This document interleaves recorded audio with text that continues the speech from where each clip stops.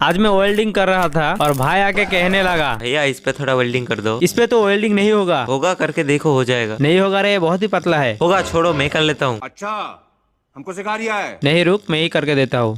अभी मजा आएगा ना भिड़ो। क्या यहाँ पर इसे लगाना है? हाँ हाँ।